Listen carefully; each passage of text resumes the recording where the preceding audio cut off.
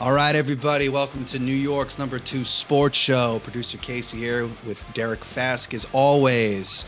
The Giants, in a snowy frontier in Chicago, lose to the Bears after being up and blowing the lead yet again. But maybe that's what Derek wants. I guess we'll see. And the Jets, can you believe it? 2 in a row. I don't even know when the last time that happened. That's amazing. It's been so long. It's weird, it's a weird feeling here, but we'll take it since we're still 2-7 and, very much alive for the first pick in the draft. So anyway, Derek, how we doing, brother? So another Sunday and another Giants blown lead. Yes. Now 0-4 on the road this season when leading by 10 points or more. Wow. Jackson Dart, who looked really good through 3 quarters, leaves with a concussion. So there's that, which is obviously a huge talking point. Wonderful. And a lot of malpractice as well, as far as the fact that he really was concussed and actually was in for 2 more plays. The fact that he wasn't out of there, clearly he was out cold. He wasn't even trying to, he fumbles the ball, kind of jumping ahead here. And he didn't even go for the ball. That says something, Jackson Dart, when he's, thinking right. Yeah, I mean, Dable, Dable's probably just like that incident with the blue tent a few weeks earlier, you know what I mean? He's probably like, nah, keep this dude in here. Yeah, no, and it's kind of funny because apparently in the presser, it almost seems like Dable was the one that kind of noticed that something was off with him. So it's got to tell you that clearly he was pretty fucked up. Wow, yeah. And, we probably won't see him next week. We'll talk about that a little bit, but I think you may as well be, even if he's all right, you may as well proceed with caution. This is your future here. But Jackson Dart, of course, a bright spot as he's been, but yet again, this fucking team finds a way to lose late. I mean, they have a 10-point lead with basically, the Bears cut it to 3 with less than 4 minutes left. Everything happens so quickly when the Giants fuck up, where this almost looked like another, solid win that just goes away like that. The Denver game was obviously the big one, but of course we talked about the Dallas game and that fucking craziness, that overtime loss.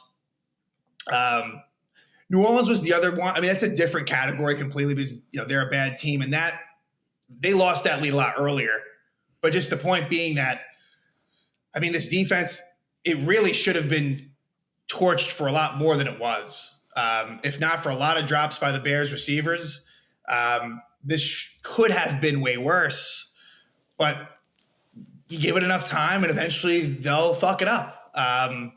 So I'm not really sure where to begin. We've obviously already discussed the Dart concussion and just another late blown lead. If you're a Bears fan, you're thrilled. It was ugly, but they get it done. Caleb Williams is kind of coming into his own a bit here. And he's interesting. He's almost better. He likes chaos. He likes kind of escaping the pocket and kind of doing things on the run, and he's pretty good at it, but I almost feel like he could be so much better if he can just figure out the little things. Right. He's almost like he doesn't like when things are calm and in the pocket. Yeah. He's an interesting quarterback to watch for sure, with a lot of talent, really good at escaping and getting out of potential sacks and stuff like that. I feel like the Giants had him in his grasp many a times, but to no avail. This Giant defense never gets takeaways. That's a constant theme with them, throughout the recent years. I think they only have 6, which is bottom 5 in the league. Last year they were bottom 5. So only 1 turnover all game. And it was that Jackson Dart fumble, which was really big. The Giants were potentially on their way to maybe going up 24-7. They had all the momentum, up 17-7 late in the third quarter, or maybe mid to late third quarter at that point. And they just find a way to do it again. 2-8. They have lost 11 straight road games dating back to last season. The last time they went on the road was week 5 at Seattle last year. 0-6 this year. There's just so many embarrassing statistics. And look, Brian Daboll is is pretty much dead man walking. It would be really hard to see him surviving this. I don't think we're going to see an in-season firing. I just don't think it's going to go down that way. Like if Shane Bowen hasn't been let go as defense coordinator, like it's kind of like Dable wants Bowen still here, so Dable doesn't feel all the heat, and Shane wants Dable here, so Shane doesn't feel all the heat. Right. Yeah.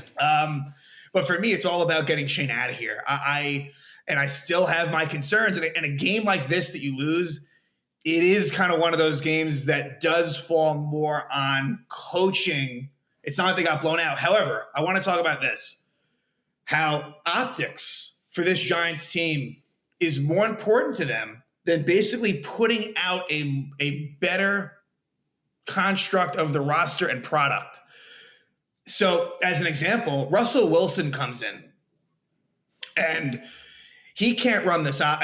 He can't run this offense. He is such a downgrade from Jackson Dart. We saw that in the first 3 games of the season. We've seen that whenever he's come in there. And really the right thing to have done. Now, look, I kind of want Russell Wilson. I want the Giants to lose games at this point, so I don't mind Russell Wilson being in there. But you can't tell me that Jameis Winston does not give you a better chance to win football games than Russell Wilson. Weird.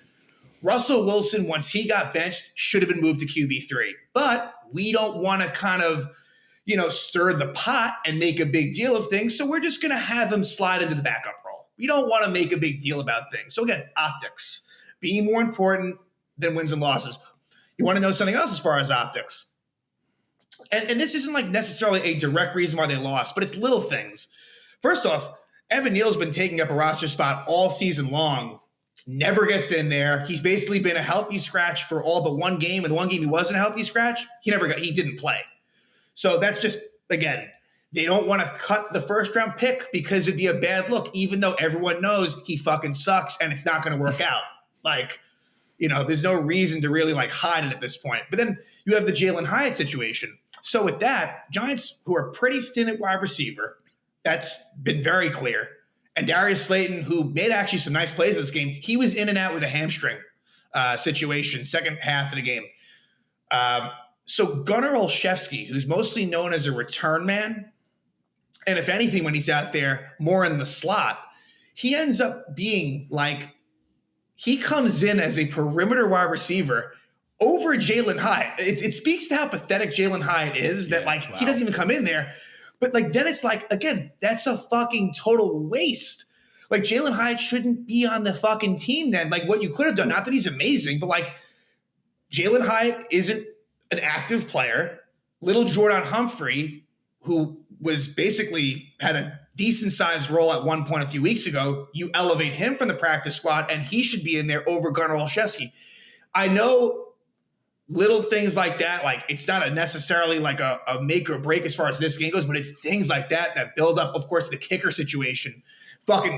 What a fucking surprise. Graham Gano got hurt again. So Younghoe Koo finally was in there today and, was fine in his limited opportunities. But it's the fucking stench is all around. This is a loser fucking team. Loser teams lose. And the Giants have been, in the last decade, and really especially in the last 5 years, have just, this is what they do. Yeah, it's unfortunate because, the fact that we're still having these conversations about the potential that Shane is going to stay and that Dable's going to leave, one of our favorites on WFAN, Sean Morash, had a report that Mara was very close to firing Dable after the Denver loss, just because of how awful that was. So just optically, it kind of just shows you that, I guess, Dable's already out the door, kind of like what you alluded to, but the fact that, Shane is not being involved in that conversation at all whatsoever is a little kind of, a little terrifying, especially for you, man. Yeah. It is. It's extremely terrifying. And I think it's a real thing, sadly. Now, look, there is still a lot more games to go. There are still 7 games remaining on the season to make sure that this guy basically gets, let go. And you got to keep on losing. It's the only chance that there is. And it's such a sad place to be as a fan. I've been here for many, many years now, where I took joy in the loss. I really did. Yeah. I guess that's all you could do at this point, right? Just kind of laugh, I mean, especially when Dart is out of it and then you got Russell Wilson coming in. It's just Exactly, like, you know what? You're Casey. just like, all right, like, let's see what could possibly happen now. And lo and behold, look, another fourth quarter blown lead again, which is very par for the course for Mr. Dable. Yeah, it really it's hard to fathom. You as a Jet fan, obviously, it's perspective there. It's you can relate, and even more so. But just other fan bases around the league. I mean, you look at the New York Giants, and it's just like, okay, they had this guy Jackson Dart, and there's something there for sure. But it's like, man, this team, the way they lose. It's just sad how a once proud franchise is really just in a position where it's hard to really feel good about this team and the future of them.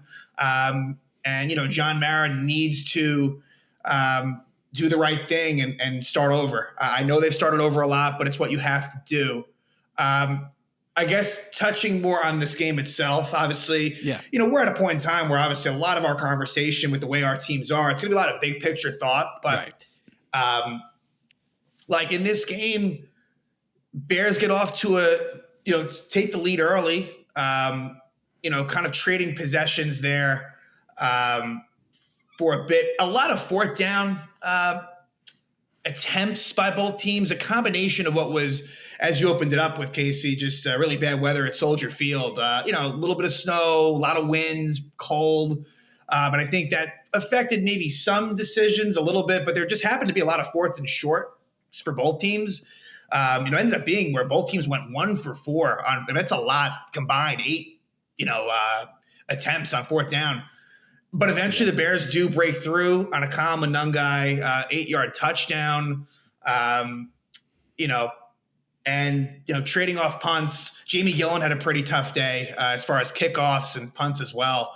But the Giants do respond early in the second quarter. Nice 6-play, 80-yard drive. Really started with a great catch by Darius Slayton, who's been under fire, deservedly so. He's not been very good, and now he's dealing, he's very injury prone, and he was dealing with a hamstring a few weeks ago. So we'll see what comes of that. But a nice one-handed lefty catch, 31 yards, to kind of, again, get that going. He makes another catch for a first down, and eventually it would be a Jackson Dart 3-yard touchdown run. I mean, he's been great on the ground. That's the thing, is obviously, which is much better than I would have ever expected, his athleticism and ability.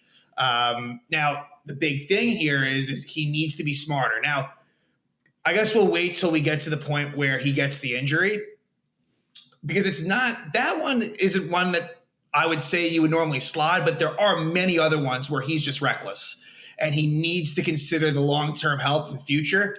I admire his grit and determination, but it's a problem. And the coaching staff, they have to tell him, hey, I know it's a part of your game, but there's certain situations where you got to live to fight another day or another down. But yeah, the Giants really, they were the better team for a good stretch of this game. They were, yeah. Big roughing the passer penalty called on Sewell in the second quarter that gave the Giants good field position, but there was a 4th and 1 opportunity to Daniel Bellinger in the end zone, and he was not able to come up with it. Would have been a pretty good. I don't think that was a play that Bellinger should have caught. He almost did, but Jaquan Brisker and another Bear defender are able to bat it away, and so the score, remains tied at 7. But the Bears turned it over on downs as well. And it just felt like many times the Bears they probably should have just stuck to the running game script. Instead, I feel like they shot themselves in the foot a lot in this game unnecessarily. I mean, their rushing output was 171 yards, which is kind of par for the course against the Giants. Giants themselves put up 169. So they kind of matched them.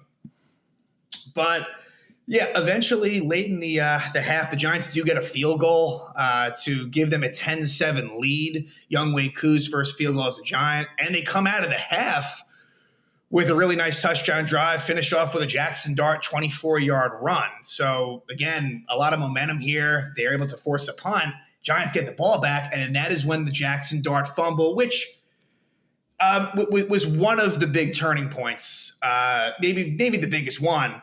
And it leads to a recovery. If Dart is able to kind of make that successful and get down with no fumble, it's a first down situation close to the red zone, up by 10. You have 5 minutes up in the third quarter, but the Giants, they just find these ways to lose. It's the one big mistake that Jackson Dart makes. The Bears settle for a field goal. It was really a situation on that next drive where the Bears had a great opportunity. They get the ball inside the 5, but they only get the 3 to make it a 17-10 game.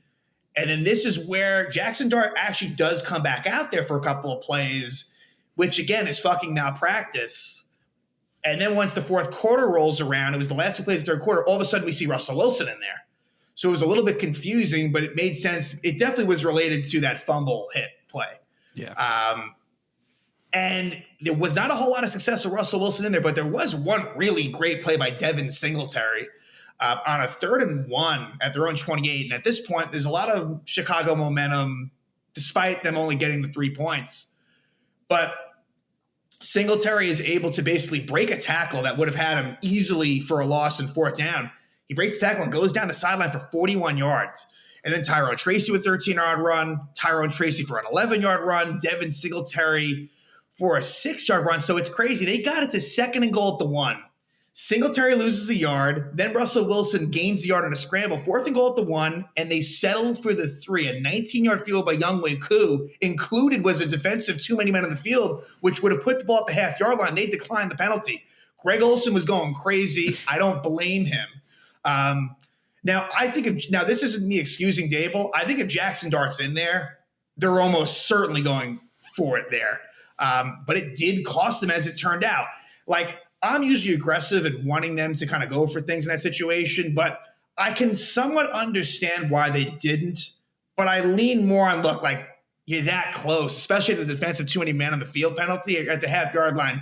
You may as well go for it. And if you don't get it, then it's at the 1. So that ends up being a really, really big play, as it turns out. Giants go up 10 at that point. And then I guess let's just finish it out here. Then Bears actually turn it over on downs. That's the crazy thing, is that, Giants get the ball back with pretty solid field position with 8:40 left, up by 10. Ball at the Chicago 43, but there's a false start on John Runyon. There's an offensive holding on Austin Schlottman. And ultimately, it leads to the Giants having to punt. But the Bears have the ball at their 10-point game, 6 minutes left. It's far from over, but you're in a pretty good spot if you're a competent team. Giants aren't. And Caleb Williams, really gets it going. Colston Loveland was definitely heavily involved on this drive. Rona Dunze as well, and it ends up in an Dunze 2-yard touchdown catch after a Caleb Williams scramble for 29 yards, cuts it to 3, and then here it is. You got Russell Wilson out there, up by 3. He's sacked. Then it's a 5-yard run for Singletary, and then he's sacked again. And then it's a really bad punt by Jamie Gillen, a 26-yard punt. And then on 4 plays, 53 yards in a minute and 6 seconds, it is a Bears touchdown. It started before the 2-minute warning. It ends after the 2-minute warning. It's Caleb Williams scrambling for a 17-yard touchdown run. So now it's a 4-point game. Giants still had a requisite amount of time left with 2 timeouts, but you knew with Wilson at quarterback, it was pretty much shot. And it was. They did get a first down on a Russell Wilson scramble at one point, but ultimately unable to do anything. Bunch of incomplete passes batted down, and the Bears win at 24-20. So pretty remarkable stuff. Just games that a team that has any fucking sense would be able to win fairly handily. The Giants find ways to lose, and pretty quickly when it happens as well. Yeah, I mean, it's so crazy how it's like a snowball effect, how it just, like, once it starts, it just gets crazier and crazier and crazier. And then, like you said, like within the snap of a finger, it's like you guys are losing and you're heading back home already, which is unbelievable, man. So it really is, Casey. And if we were, like I've said, if we were really in the hunt, and I guess collectively, if we had won those games, we would have been. And so I guess there's some frustration with that for sure. But in the here and now, when they happen, it's like, you know what? Like, thank God for that. Otherwise, I'd be totally devastated. Kind of like how I felt after the Cowboy game. Yeah. and a bit after the Bronco game. Yeah, that Bronco one, that was that was really the one where it all totally was over as far as just what this team could do this year. But yeah, man, I mean, I think I've hit on mostly everything. I think so. Yeah, I mean, and you guys got Green Bay next week. At home, I guess that's something. Beautiful MetLife Stadium. Giants have only won games at home, basically. There's that, and Green Bay has a tendency to play down to its competition. Not that you want that, but that kind of seems to be the thing. Yeah, they definitely do. I guess I'll have a better feel for that game. I mean, look, if it's going to be Russell Wilson, it's not going to be great for the Giants. But the Packers play Monday Night Football against the Eagles, Big game. We'll see what the fallout is of that and how that could lead into the Giant game. But we did see, to your example, with Tommy DeVito at quarterback, and it still haunts me, is Monday Night Football a few years ago. Packers, at that point, kind of an up-and-coming hot Packer team, coming to MetLife, and the Giants beat them. Man, start of Tommy Cutlets, baby. That was exactly, which cost us fucking Drake May or Jaden Daniels. Set us back a few years, basically. It did. Yeah. I mean, we do have Jackson Dart, but it seems like he might get concussed every other week. Right. But, it's it is what it is. This is what we're used to. It's extremely entertaining.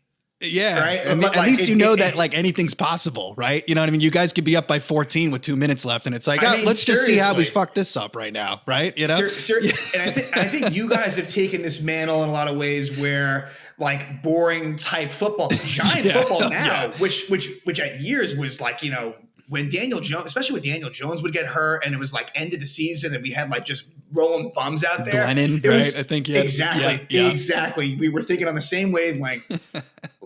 I will say nothing else. Now, Dart being out hurts that cause. I mean, some of these Giant games have truly been some of the best games in the NFL. Just Giants Cowboys, Giants Broncos. This game, hell, even Giants Eagles. Just the Thursday shock night value football of it. was a pretty entertaining game. Absolutely. So there is that. Pretty wild. Yeah, I guess that's what you got to look forward to, man. I guess we'll go to my team. Let's go. Yeah, man. We won 2 in a row. I can't believe it, coming off the bye. Now, look, I mean, we talked about it on our trade deadline episode. Obviously, we moved 2 huge defensive players, Sauce Gardner and Quinnen Williams. So I wasn't really expecting much from this team today. I did think we had a chance because it is Cleveland, and Cleveland, operates kind of similar to our franchises as of late, which is dog shit. So, they certainly helped us out here in this game, which we'll get to later on. Anyway, I was kind of expecting a low-scoring affair, and then lo and behold, two punts that we traded off to start it off. And then Cleveland, with an impressive drive, an impressive touchdown, 9 plays, 95 yards, they kind of marched down the field. And again, kind of what I was just alluding to, the fact that we didn't have Sauce or Quinnen Williams anymore, and we benched Quincy Williams too. Wasn't really sure what to expect. So when Cleveland was able to march down the field, I was like, all right, I guess this kind of makes sense here. And so, they score at 7-0. They kick the ball off to us. And some magic happens here for the Jets, baby.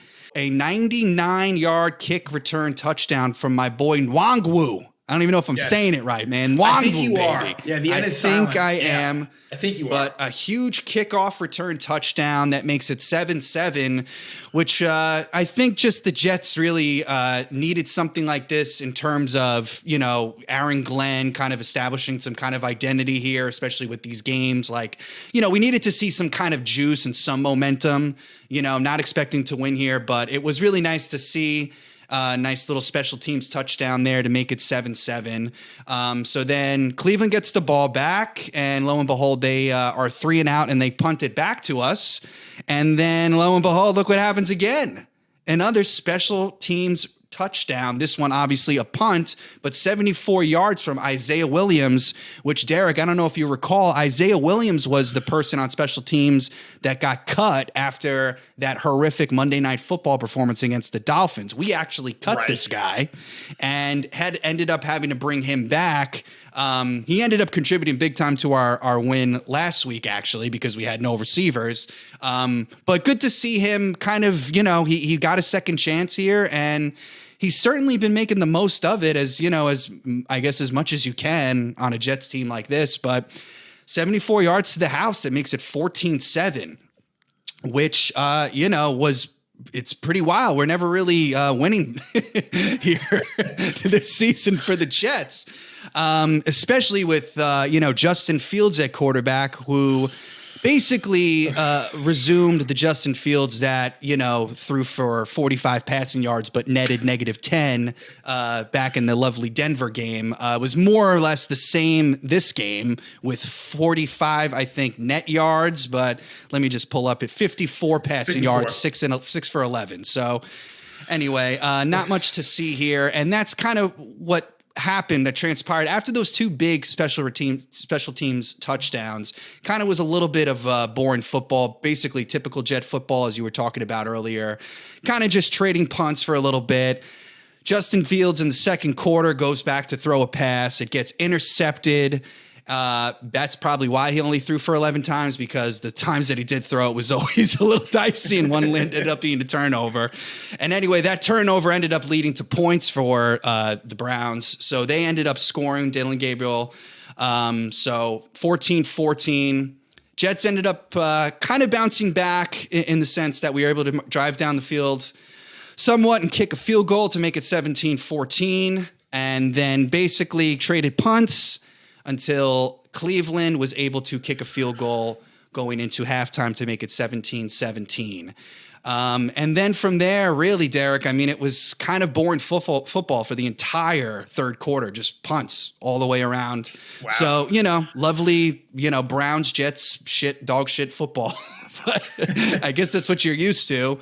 I mean, the fact that I guess it was 17-17 at that point is, the shocking part. But I did notice there was a moment coming out of the start of the fourth quarter, where Aaron Glenn was seen going up to the offensive line and kind of giving them like a pep speech, just kind of riling them up, because, like us scoring those two special teams touchdowns, the position that we were in as the Jets, I feel like that was the perfect game script for what the kind of football that at least Aaron Glenn is aspiring to play, right? Like this ground and pound football, especially when you got a lead, all you got to do is just hand the ball off to Brees, do some kind of trickery with Justin Fields every now and then, have him throw a couple play action passes here and there. So, they were very much in control of the situation, which obviously is a rarity this season, given our record and, our standing within the league. So I thought it was kind of cool to see Aaron Glenn go out there in the fourth quarter and kind of like, bolster this offensive line to play better. And like, honestly, man, that fourth quarter is when I really felt like things started to click for the Jets,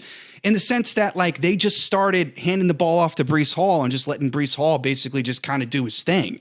And the Jets first, they had the ball to start the fourth quarter, 8 plays, 58 yards, ends up with a Justin Fields touchdown pass, believe it or not, to Brees Hall, who takes it for 42 yards, makes it 24-17. And, feeling pretty good about that. Obviously it was a short pass to Brees Hall, so don't, get anything crazy here that Justin Fields threw a nice deep pass. But, nice to see Brees Hall, especially after all the stuff going down with the deadline. And, obviously he's probably frustrated still being here. But, seeing him kind of take control of the offense was a very welcoming sight. So happy about that, But, yeah, so here we are, 24-17, and Cleveland's got the ball. They're starting to drive, but honestly, we do a pretty good job here, and we turn them over on downs. Dylan Gabriel ends up being sacked, and we get the ball, the Jets, and we're able to add to our lead by kicking a field goal to make it 27-17. Now, at this point, I'm thinking we're feeling pretty good about things because, the Jets are up and, the Brees Hall thing had been working here. However, Cleveland is able to go down the field and kick a field goal to make it 20-27. So there is a little bit of uncertainty with this upcoming drive for the Jets, where it's like, okay, if we don't, end up getting some first downs here, Cleveland can get the ball back and end up tying this game or end up going for 2, because honestly, these two teams are not making anything, so maybe might as well go for the win. But, lo and behold, the Cleveland Browns are able to do, things that the Jets and the Giants would do. Mm-hmm. And basically, the Cleveland Browns had 2 opportunities to allow the Jets to turn the ball over back to them, And they do a lot of dumb shit, man. A lot of dumb shit. So we have, I'm trying to. They did do a lot of dumb shit. They did. And basically, the game ended on a defensive offsides where the Jets were lined up on 4th down, and everybody and their mother knew that the Jets were not going to run a play here, especially after the way Justin Fields had been going. It was 4th and 5 on their own 49. So it was, they weren't going to go for it on 4th down.